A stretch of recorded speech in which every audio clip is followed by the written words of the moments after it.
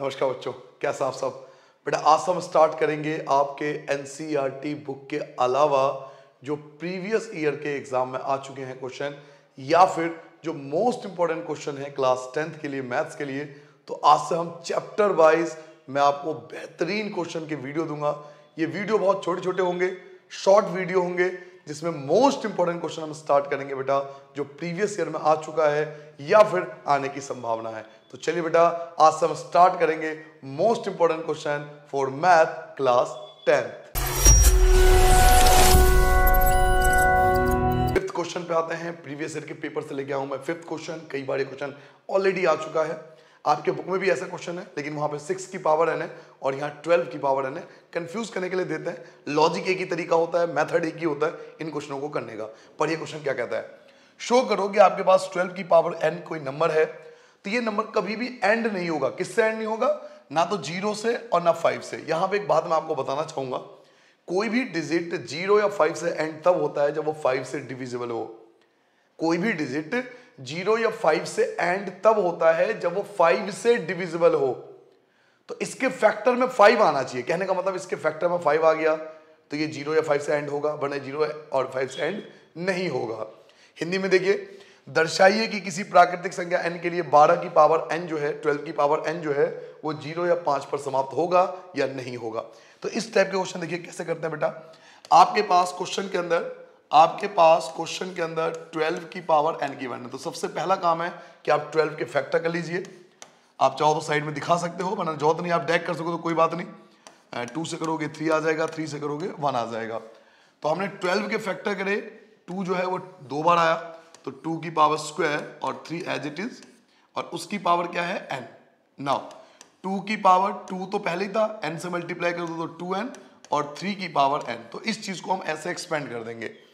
अब इसको एक्सपेंड करने के बाद हमने देखा कि यहां पर 5 नहीं आया, कहीं भी फैक्टर में 5 नहीं है, और जिसके फैक्टर में 5 नहीं है वो 5 या 0 से एंड नहीं हो सकता। तो यहां रीजन लिखेंगे, since it do not contains 5 as a factor। Hindi में लिखेंगे क्योंकि इसके गुणनखंड में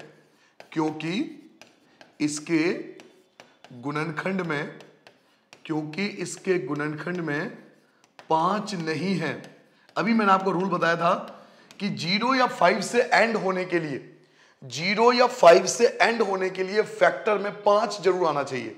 तो जब हमने इसके फैक्टर करे तो 5 तो कहीं नहीं आ रहा, इसके फैक्टर में 5 तो कहीं नहीं है।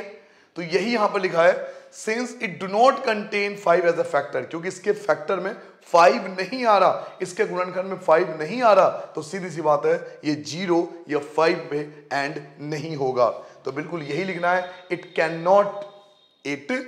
नॉट एंड, पूरा एज इट इज आप लिख दोगे, it can not and with the digit 0 और 5। यही आपको एज इट इज लिखना है, it can not be and with the digit 0 और 5। तो यहीं पर यहां सेकंड स्टेटमेंट आपको लिखना है, it can not be and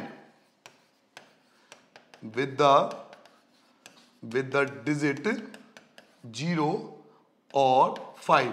ये 0 या 5 से समाप्त नहीं हो सकता, यह 0 या 5 से समाप्त